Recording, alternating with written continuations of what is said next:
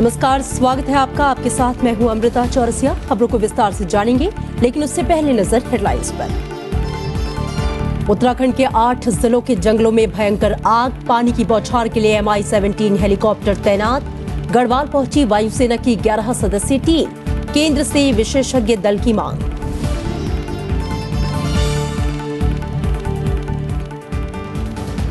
Madhya Pradesh high court ने promotion में आरक्षण को बताया अवैध। 2002 से अब तक हुए सभी प्रमोशंस होंगे रद्द। फैसले को सुप्रीम कोर्ट में चुनौती देगी राज्य सरकार। बढ़ते प्रदूषण पर सुप्रीम कोर्ट सख्त। वाहनों से उत्सर्जन कम करने के उपाय नहीं करने पर केंद्र को फटकार। दिल्ली में आज से डीजल टैक्सियों पर रोक।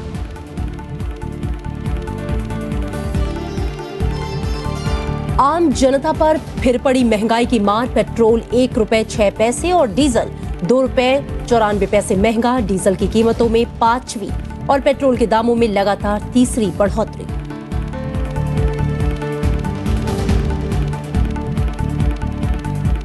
इराक में राजनीतिक संकट गहराया। नई कैबिनेट का गठन नहीं होने से नाराज प्रदर्शनकारियों का संसद भवन समेत ग्रीन जोन पर कब्जा।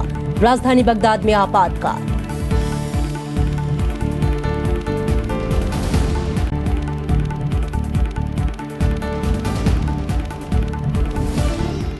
खबरें विस्तार से। उत्तराखंड में करीब 1900 हेक्टेयर वन क्षेत्र में बड़े पैमाने पर आग लगने के बाद 2 MI-17 हेलीकॉप्टरों को तैनात किया गया है। 11 सदस्यीय वायुसेना की टीम गढ़वाल पहुंच चुकी है और इस बीच राज्यपाल ने वीडियो कॉन्फ्रेंसिंग के जरिए अधिकारियों के साथ बचाव प्रयासों की समीक्षा की। NDRF, SDRF और सेना के जवान भी आग बुझाने की लगातार कोशिश कर रहे हैं और इस आग में अब तक 6 लोग मारे जा चुके हैं। उत्तराखंड में जंगल जल रहे हैं। सैकड़ों हेक्टेयर वन बर्बादी की कगार पर हैं। इंसानी बस्तियों के साथ साथ जानवर भी इसकी चपेट में आ गए हैं। जंगल दर जंगल फैलती जा रही आग से स्थानीय लोगों की मुश्किलें काफी बढ़ गई हैं। पूरे वातावरण में चारों तरफ धुआं ही धुआं है और इससे सांस लेने में भी तकलीफ हो रही है। सारे जानवर जो है इधर उधर भाग रहे हैं, कहीं मर रहे हैं, कहीं जल रहे हैं। अब जो जानवर बचे हुए भी हैं उनके लिए जंगलों में अब चारा, हरा चारा भी नहीं है। वो अब भूख और प्यास पानी से मरेंगे। मकान भी जल गया, सारा सामान था वो भी जल गया। 6-7 गाय बैल थे, थोड़े थोड़े सारे जल रखे। यहाँ पे अचानक नीचे से स्कूल के पास से वहाँ से आग लगनी स्टार्ट हुई और से इनके लोगों के मवेशी वगैरह, मकान, झोपड़ियाँ जो छान थी पूरी तरह से क्षतिग्रस्त हो गई। सरकार ने राज्य में हाई अलर्ट जारी कर दिया है। NDRF की 3 टीमें अल्मोड़ा, पौड़ी और चमोली जिले में आग बुझाने में जुट गई हैं। अग्निशमन विभाग के तमाम अधिकारियों और कर्मचारियों की छुट्टियां भी रद्द कर दी गई हैं। आपदा से निपटने के लिए 6000 कर्मचारियों को तैनात किया गया है। अधिकारियों का कहना है कि 20 सालों की ये सबसे भीषण आग है। कि कुछ ऐसे एरिया हैं, संवेदनशील एरिया, जहाँ बार बार आग लगती है, हर सीजन में आग लगती है। तो हमने ऐसे जितने क्षेत्र हैं उनको चिन्हित किया है और वहाँ पर हमारा ज़्यादा इसमें फोकस है। हमारा स्टाफ भी ज़्यादा उन एरियाज में ही फोकस है।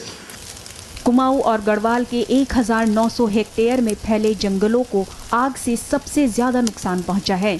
इसकी वजह से पहाड़ों पर बसने वाले 1500 गांवों पर खतरा बना हुआ है। उत्तराखंड के जंगलों में इस साल आग लगने की 1000 से ज्यादा घटनाएं दर्ज हुई हैं। पूर्व मुख्यमंत्री हरीश रावत ने राज्यपाल को चिट्ठी लिखकर राज्य को अग्नि आपदा पीड़ित घोषित करने की मांग की है।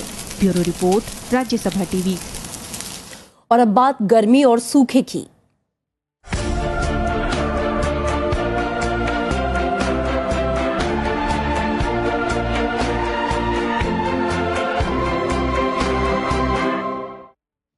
बात गर्मी की तो उत्तर भारत में गर्मी का सतम जारी है। उत्तर प्रदेश में गोरखपुर, वाराणसी, इलाहाबाद और राजधानी लखनऊ समेत कई इलाकों में तापमान सामान्य से ज्यादा दर्ज किया गया है।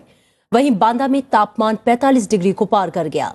बिहार में गर्मी के कारण जनजीवन पर असर पड़ा है। पटना में अधिकतम तापमान 44.3 डिग्री सेल्सियस रिकॉर्ड किया गया। तेलंगाना सरकार ने राज्य में लू से मरने वालों के परिजनों को आर्थिक सहायता देने के लिए उम्र सीमा की पाबंदी खत्म कर दी।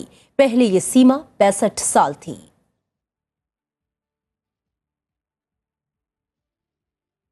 और सूखे से जूझ रहे बुंदेलखंड के नौगांव कस्बे में लोग एकजुट होकर इस संकट का सामना कर रहे हैं। यहाँ की इकलौती धसान नदी इस बार सूख गई है, जिसमें पानी की जबरदस्त किल्लत हो गई। नगर पालिका के बोरवेलों में पानी देना बंद कर दिया, लेकिन जलदान अभियान ने यहाँ की दशा बदल दी। राज्यसभा टीवी की खास रिपोर्ट।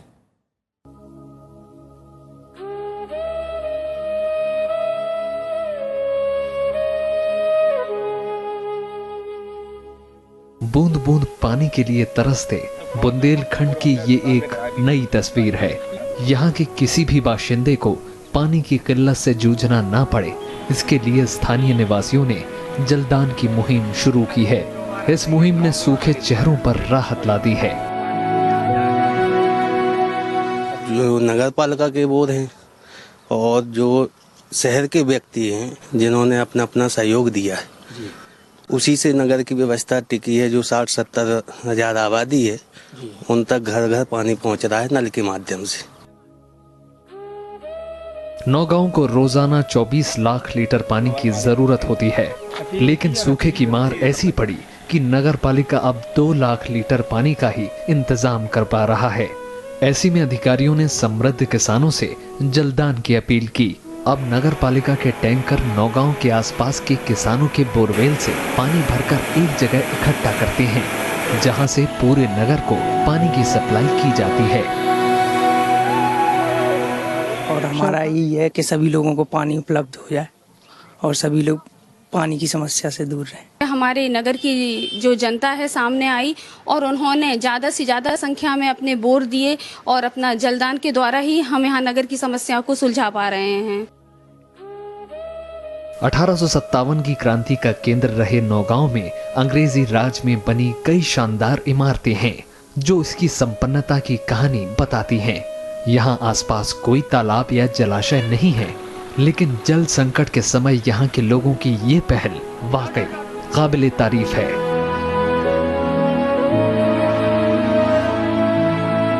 बुंदेलखंड के अन्य तमाम इलाकों की तरह शायद नौगांव भी बहुत ही भीषण जल संकट की चपेट में आ गया होता, लेकिन यहाँ चले जलदान अभियान ने काफी कमाल दिखाया है और आज ये नगर जल संकट से अछूता है और लोग काफी सहयोग कर रहे हैं। कैमरामैन जूनियर के साथ अरविंद कुमार सिंह, राज्यसभा टीवी, नौगांव, छतरपुर।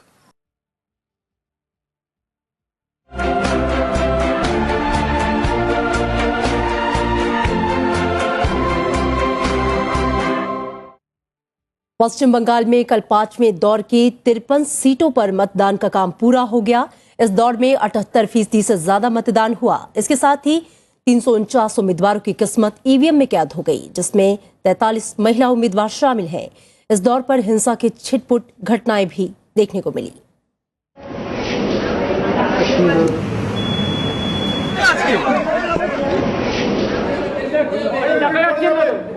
क्या खास क्या आम, पश्चिम बंगाल में 5वें दौर के मतदान के लिए सभी अपनी बारी का इंतजार करते नजर आए। सुबह से ही मतदान केंद्रों पर भारी भीड़ जुटनी शुरू हो गई। सिंगूर, जाधवपुर और कोलकाता में बड़ी तादाद में लोग वोट डालने पहुंचे। बहुत अंतर है कि तो सिक्योरिटी ज्यादा है, ऐसे तो ऐसे ही लाइन लगता है, ऐसे भीतर में बाइफर रहता है, ऐसे कोई तकलीफ नहीं है। सेफ्टी फॉर ऑल, वुमेन ही नहीं सबके लिए, और इंडस्ट्रीज आनी चाहिए और विलेजेस को डेवलप करना है वेस्ट बंगाल। हालांकि इस दौरान हिंसा की छिटपुट घटनाएं भी सामने आईं, जिसके बाद प्रशासन ने सख्ती बढ़ा दी। As per the SMS-based reporting which we have received from the CO office, at 5 p.m. the voter turnout reported is 78.25%. इस दौर में दक्षिण कोलकाता के भवानीपुर विधानसभा क्षेत्र पर लोगों की खास नजर है। यहाँ से मुख्यमंत्री और तृणमूल कांग्रेस की अध्यक्ष ममता बनर्जी चुनाव लड़ रही हैं। कांग्रेस की दीपा दास मुंशी और बीजेपी के चंद्र कुमार बोस से उन्हें चुनौती मिल रही है। 5वें दौर के मतदान के बाद राज्य की 294 में से 269 सीटों पर वोटिंग प्रक्रिया पूरी हो गई है। इसके बाद आखिरी दौर में 5 मई को 25 सीटों पर मतदान होना है। नतीजे 19 मई को आएंगे। चुनाव आयोग की सख्ती और अभूतपूर्व सुरक्षा के बीच संपन्न हुआ मतदान का ये 5वां दौर बीते के 4 चरणों के मुकाबले अपेक्षाकृत बेहद शांतिपूर्ण रहा। लेकिन सियासी दलों के लिहाज से भी ये चरण बेहद महत्वपूर्ण है, क्योंकि इसमें मुख्यमंत्री ममता बनर्जी समेत कई दिग्गजों की किस्मत अब ईवीएम मशीन में बंद हो गई है। कोलकाता में कैमरामैन नारायण सिंह के साथ पंचानन मिश्रा, राज्यसभा टीवी। और बीजेपी ने केरल विधानसभा चुनाव के लिए विजन डॉक्यूमेंट जारी कर दिया है। बीजेपी नेता और केंद्रीय वित्त मंत्री अरुण जेटली ने तिरुवनंतपुरम में इसे जारी किया। बीजेपी ने अपने दृष्टिपत्र में शराब पाबंदी, आर्थिक विकास और पर्यावरण संतुलन जैसी बातों का जिक्र किया है। केरल विधानसभा चुनाव के लिए बीजेपी ने घोषणा पत्र की जगह विजन डॉक्यूमेंट जारी किया है। पार्टी के वरिष्ठ नेता अरुण जेटली ने इसे जारी करते हुए राज्य में एलडीएफ और यूडीएफ सरकारों की तीखी आलोचना की। उन्होंने कहा कि केरल में दो गठबंधनों की राजनीति के दिन अब पूरे हो गए हैं और एनडीए तेजी से तीसरे विकल्प के तौर पर उभर रहा है। This is really Kerala's first tripolar election. There is not much difference between the original two bipolar players. The Congress and the left are natural bedfellows. Party के विजन डॉक्यूमेंट में चरणबद्ध तरीके से शराबबंदी, जनजातीय इलाकों का विकास, टिकाऊ विकास और अर्थव्यवस्था, छात्रों को स्कॉलरशिप, किसानों को ब्याज मुक्त कर्ज और तटीय इलाकों के विकास के लिए 10,000 करोड़ रुपए की योजनाओं का जिक्र है। The economic growth of Kerala has to take place within Kerala. Kerala can't be just an exporter of manpower resource. It has to use that resource within. Alternative LDF, UDF governments have resulted in that. BJP ने उत्तर को दक्षिण से जोड़ने वाले high speed corridor बनाने की भी बात कही है। पार्टी ने दावा किया कि वो राज्य में पर्यावरण के बिगड़ते हालात पर श्वेत पत्र लाएगी। पार्टी का दावा है कि सरकार आने पर अगले 5 सालों में 5 करोड़ पेड़ लगाए जाएंगे। Bureau report, Rajya Sabha TV. Congress ने अगस्ता वेस्टलैंड मामले में बीजेपी अध्यक्ष अमित शाह के सवालों पर पलटवार किया है। कांग्रेस ने ये जानना चाहा है कि ब्लैकलिस्ट की गई अगस्ता वेस्टलैंड कंपनी को मेक इन इंडिया में हिस्सा लेने की मंजूरी कैसे मिली। वहीं बीजेपी ने कहा कि मुख्य मुद्दा ये है कि घूस किसे मिली। वीवीआईपी हेलीकॉप्टर सौदे में शनिवार को कांग्रेस ने बीजेपी अध्यक्ष अमित शाह से सवाल पूछे। कांग्रेस ने पूछा कि अगर अगस्ता वेस्टलैंड बोगस कंपनी थी तो 22 अगस्त 2014 को रक्षा सौदों में भागीदारी की अनुमति क्यों मिली, जबकि 3 जुलाई 2014 को ही कंपनी पर पाबंदी लगी थी।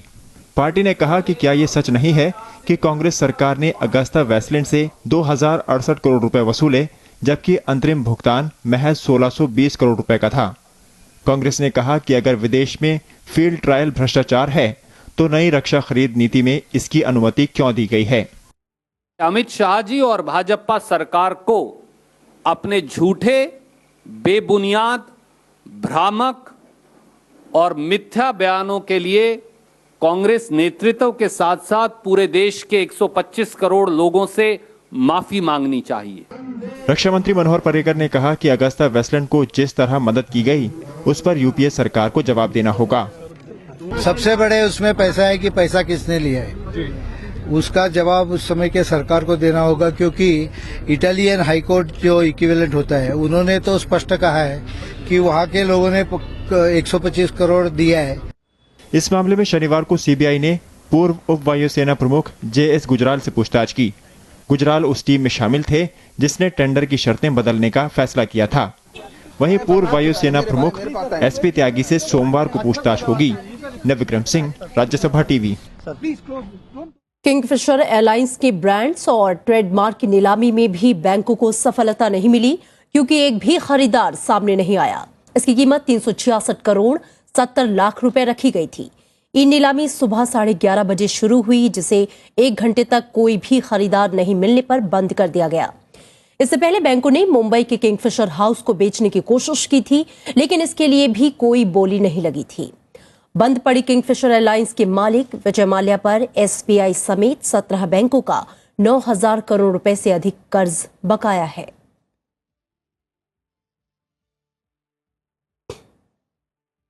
एमबीबीएस और बीडीएस पाठ्यक्रमों में प्रवेश के लिए आज पहले चरण का कॉमन एंट्रेंस टेस्ट है। शनिवार को सुप्रीम कोर्ट ने इसके खिलाफ याचिका पर सुनवाई से इनकार कर दिया। इससे पहले शुक्रवार को भी सुप्रीम कोर्ट ने इस मामले में केंद्र सरकार की याचिका पर सुनवाई कर परीक्षा की तारीख बढ़ाने से इनकार कर दिया था। नीट के तहत 24 जुलाई को दूसरे चरण की परीक्षा कराई जाएगी। और यहां लेंगे एक छोटा सा ब्रेक। ब्रेक के बाद स्वागत है आपका। अगली खबर का रुख करेंगे। सुप्रीम कोर्ट ने वाहनों से होने वाले उत्सर्जन की वजह से बढ़ते प्रदूषण के स्तर को कम करने के लिए कोई उपाय नहीं करने पर केंद्र सरकार से नाराजगी जताई है। चीफ जस्टिस टीएस ठाकुर की अध्यक्षता वाली पीठ ने कहा कि मंत्रालय में लोग क्या कर रहे हैं और वे कुछ अनुसंधान और समाधान क्यों नहीं निकाल सकते। अदालत ने यह भी कहा कि अधिकारी ये शोध क्यों नहीं कर सकते कि बाकी दुनिया में क्या हो रहा है। पीठ ने कहा कि मंत्रालय के लोग सिर्फ इस बात का इंतजार कर रहे हैं कि कोई अदालत के समक्ष समाधान लेकर आए और फिर वे इस मुद्दे से निपटे।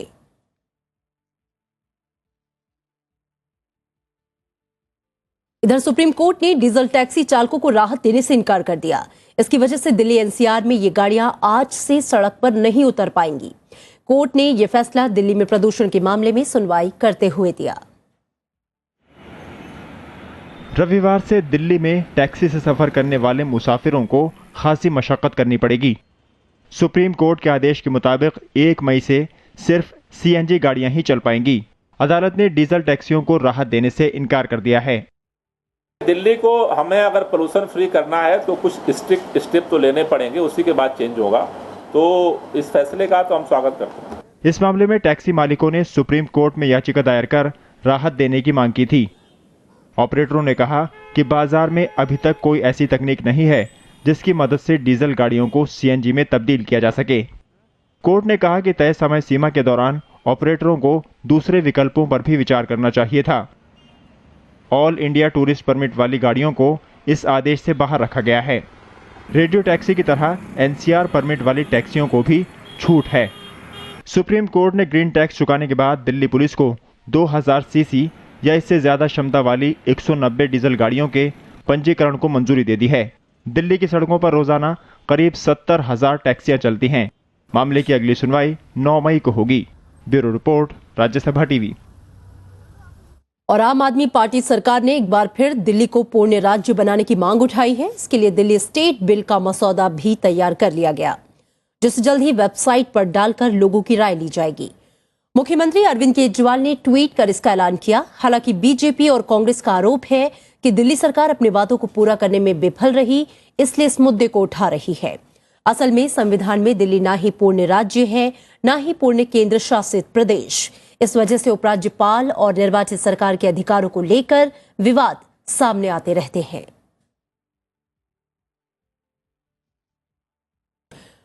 लोगों के अपने घर के सपने के साथ प्राइवेट बिल्डर ही नहीं बल्कि सरकार भी खेल रही है। अपनी गाड़ी कमाई का पैसा सरकार को देने के बावजूद झुग्गी में रहने वालों को अब तक मकान नसीब नहीं हुआ। 20,000 से ज्यादा तैयार मकान खाली पड़े पड़े खंडहर बनते जा रहे हैं। झुग्गी झोपड़ी में रहने वाले लोग अब अपने वोट का हिसाब मांग रहे हैं कि आखिर कब उन्हें अपने सपनों का घर मिलेगा। दिल्ली सरकार की तरफ से गरीबों को मकान देने वाली राजीव रत्न आवास योजना अभी भी अपने अंजाम तक नहीं पहुंच पाई है। लंबे समय से छोटे घर का सपना संजोए लोगों की उम्मीदें अब टूटने लगी हैं। दिल्ली के कीर्ति नगर की झुग्गियों में रहने वाली मीना देवी को उम्मीद थी कि राजीव रत्न आवास योजना की बदौलत उनकी खुद के घर की उम्मीद पूरी हो जाएगी, लेकिन वो सपना आज भी सपना है। 2013 में 2014 अगस्त में हम लोग 68,000 रुपया जमा किए। उस टाइम हमें ये कहा गया 10 दिन के अंदर में आपको मकान मिल जाएगा। आज तक तो ना मकान मिली और ना हमें पैसा मिला। हम झुग्गी वाले को क्या सुविधा सरकार देते हैं? कोई सुविधा नहीं देते हैं। दिहाड़ी मजदूरी करने वाली मीना देवी ने किसी तरह 28,000 रुपए का इंतजाम तो कर लिया, लेकिन बाकी के 40,000 के लिए उन्हें कर्ज लेना पड़ा। मकान तो नहीं मिला, लेकिन ब्याज का बोझ बढ़ता जा रहा है। मीना की तरह लाखों लोग अपने घर का सपना पाले हुए हैं। रसीद का ये टुकड़ा हर बार इन लोगों की अपने मकान की हसरत को जिंदा कर देता है। हर बार सर्वे होता है, लिस्ट निकाली जाती है, लेकिन मकान की चाबी कब हाथ लगेगी किसी को नहीं पता। आज तक प्रॉब्लम मकान नहीं मिला। फिर महीने 2 महीने के बाद यहाँ आके हरगामा कर देते हैं मेट्रो वाले ने कि आज टूटेगा कल टूटेगा, लेकिन हम लोग बोरी बिस्तर बांध लेते हैं डर से, उनके डर से हट जाते हैं, फिर कुछ नहीं होता चले जाते हैं। शीला दीक्षित सरकार के कार्यकाल में इस योजना की शुरुआत की गई थी, जिसके तहत 3 लाख मकान बनाने की तैयारी थी। 20,000 से ज्यादा मकान बनाए भी गए, लेकिन इनका अभी तक आवंटन नहीं हो पाया है। खाली पड़े ये मकान अब धीरे धीरे खंडर में तब्दील होते जा रहे हैं। दिल्ली सरकार की नोडल एजेंसी इन मकानों को नई योजना के साथ लोगों तक पहुंचाने की तैयारी कर रही है, लेकिन ये काम कब पूरा होगा ये साफ नहीं है। थोड़ा दिन अभी हम लोग इस डिस्कशन में थे कि ये अलॉटमेंट्स वर्क किसके अंडर में होगा। इसको लगभग कंप्लीट कर लिया है सरकार ने और हम उसको आगे आने वाले समय में अलॉट करने के प्रोसेस में हैं। काफ़ी पहले से ऐसे लोग हैं जिनको पैसा दिया था और नहीं मिला है, इसलिए दिल्ली सरकार उस पर काफ़ी सक्रियता से काम कर रही है, जिससे जल्द से जल्द हम लोग उन लोगों को पहले चरण में जो है उनको हम मकान दिलवा सकें। इस योजना के तहत करीब 2 लाख लोगों ने आवेदन किया है, जिन्हें उम्मीद है कि एक ना एक दिन उनका परिवार अच्छे माहौल में अपनी जिंदगी गुजर बसर करेगा। राजीव रतन आवास के जरिए भी दिल्ली वालों ने दिल्ली में अपना घर होने का सपना तो देखा, लेकिन वो अभी तक पूरा नहीं हुआ। ये घर भी बनकर तो तैयार हो चुके हैं, लेकिन यहाँ पे रहने वालों को ही इसका अता पता नहीं है।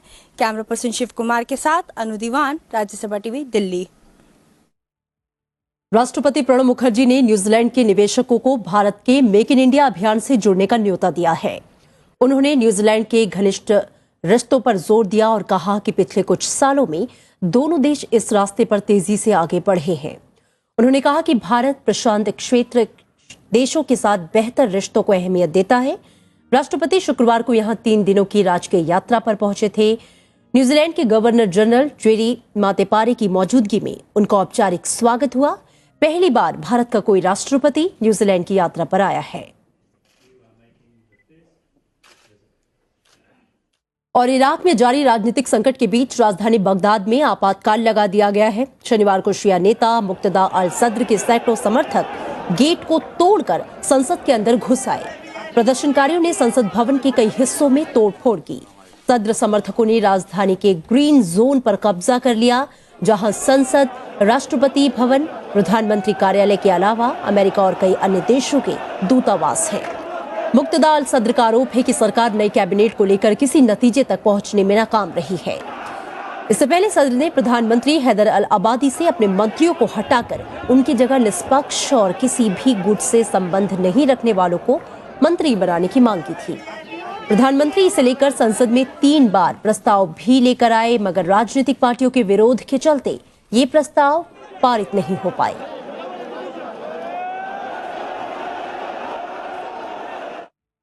इधर उत्तरी बगदाद में हुए एक बम धमाके में कम से कम 21 लोग मारे गए, जबकि 46 जख्मी हुए। इस्लामिक स्टेट ने धमाके की जिम्मेदारी लेते हुए कहा कि ये धमाका उसने 3 टन बारूद से लदे ट्रक के जरिए किया। धमाका काजमिया के पास नहरवान के भीड़ भाड़ भरे इलाके में हुआ। आतंकियों ने शिया तीर्थयात्रियों को निशाना बनाकर विस्फोट किया। घायलों के नजदीक के सरकारी अस्पताल में एडमिट कराया गया है।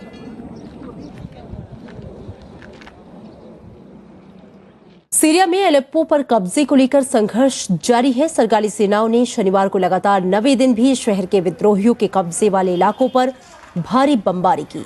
इन 9 दिन में अलेप्पो में 250 से ज्यादा लोग मारे गए और सैकड़ों जख्मी हैं। इस बीच शनिवार को कुर्दों के कब्जे वाले कमिश्री में हुए एक कार बम विस्फोट में कम से कम 6 लोग मारे गए। इधर रूस ने सीरिया में बढ़ती हिंसा पर चिंता जताते हुए सभी सीरियाई बलों और संबंधित पक्षों से संघर्ष विराम संधि का पालन करने का आग्रह किया है। विद्रोही गठबंधन सीरियन नेशनल कोएलिशन यानी कि SNC ने कहा कि वो संयुक्त राष्ट्र के युद्ध विराम को मानने के लिए बाध्य नहीं है और सरकारी सेनाओं की कार्रवाई का जवाब देंगे।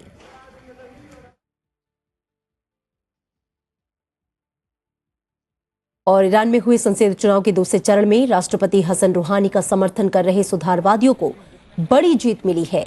इसके साथ ही नरमपंथी गुट को संसद में पूर्ण बहुमत मिल गया। इस चरण में संसद की कुल 68 सीटों के लिए वोटिंग हुई। इनमें से रूहानी समर्थकों को 37 पर जीत हासिल हुई। 22 सीटें रूढ़िवादी सिद्धांतवादियों को मिली हैं। बाकी की सीटों पर निर्दलीय चुनाव जीते हैं। ईरान में पिछले 26 फरवरी को हुए आम चुनाव में इन 68 सीटों पर कोई उम्मीदवार कुल वोटिंग के जरूरी 1/4 वोट हासिल नहीं कर पाया था। इसके चलते इन सीटों पर दूसरे दौर का चुनाव कराना पड़ा। सुधारवादियों ने इस जीत के बाद पश्चिमी देशों से ईरान के खिलाफ सख्त रवैये में बदलाव की उम्मीद जाहिर की है। End of the day, Iran did not sign the nuclear deal to continue its hostility with the West. Iran did sign the agreement to normalize ties with the West. They voted overwhelmingly in favor of the reformists and the moderate camps in the next round of parliament. और Germany के Hamburg में police और प्रदर्शन कर रहे मजदूरों के बीच झड़प में दर्जनों मजदूर घायल हो गए। प्रदर्शनकारी मजदूर दिवस की पूर्व संध्या पर जुलूस निकाल रहे थे और इसी बीच पुलिस से उनकी झड़प हो गई। प्रदर्शनकारियों और पुलिस के बीच जमकर पथराव हुआ। इस बीच लोगों ने आसपास की इमारतों में भी तोड़फोड़ की।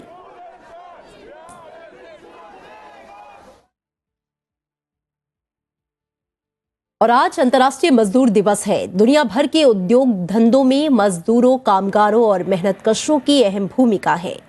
ये दिन मजदूरों की परेशानियों, उनके संघर्ष और एकता को समर्पित है। इस दिन को मनाने की शुरुआत 1 मई 1886 में मानी जाती है। तब अमेरिका की मजदूर यूनियनों ने काम का समय 8 घंटे से ज्यादा रखे जाने के लिए हड़ताल की थी। इस दौरान शिकागो में पुलिस की गोलीबारी में 7 मजदूर मारे गए। इसके बाद अमेरिका में काम करने का समय 8 घंटे निश्चित कर दिया गया। अब भारत समेत ज्यादातर मुल्कों में मजदूरों के लिए 8 घंटे काम करने का कानून है और ये मजदूर दिवस की उपलब्धि है।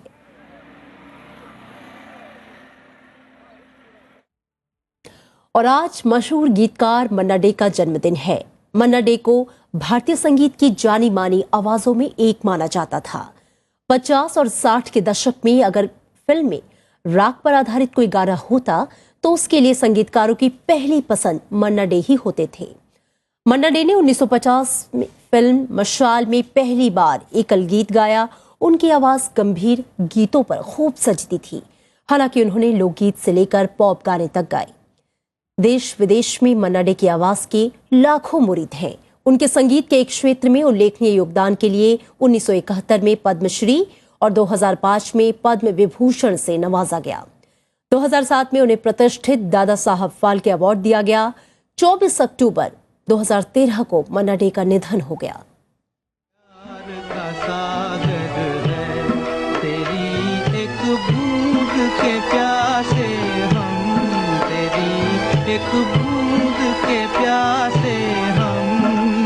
ये रात भीगी भीगी ये मस्त फिजाएं उठा धीरे धीरे वो चाँद प्यारा प्यारा। यशोमती मैया से बोले नंद लाला राधा क्यों गोरी मैं क्यों काला। ए भाई जरा देख के चलो आगे ही नहीं पीछे भी, दाएं ही नहीं बाएं भी, ऊपर ही नहीं नीचे भी। अरे यारी है ईमान मेरा यार मेरी जिंदगी। और चलते चलते एक नजर हेडलाइंस पर। उत्तराखंड के 8 जिलों के जंगलों में भयंकर आग, पानी की बौछार के लिए MI-17 हेलीकॉप्टर तैनात। गढ़वाल पहुंची वायुसेना की 11 सदस्यीय टीम, केंद्र से विशेषज्ञ दल की मांग।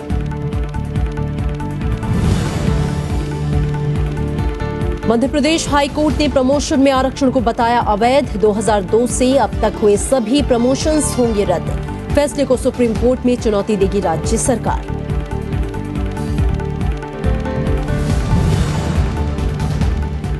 बढ़ते प्रदूषण पर सुप्रीम कोर्ट सख्त, वाहनों से उत्सर्जन कम करने के उपाय नहीं करने पर केंद्र को फटकार। दिल्ली में आज से डीजल टैक्सियों पर रोक।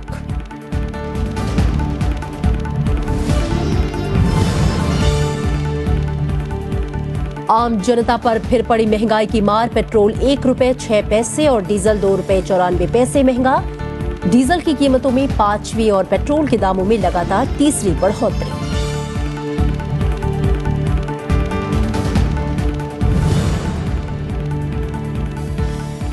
और इराक में राजनीतिक संकट गहराया। नई कैबिनेट का गठन नहीं होने से नाराज प्रदर्शनकारियों का संसद भवन समेत ग्रीन जोन पर कब्जा। राजधानी बगदाद में आपातकाल।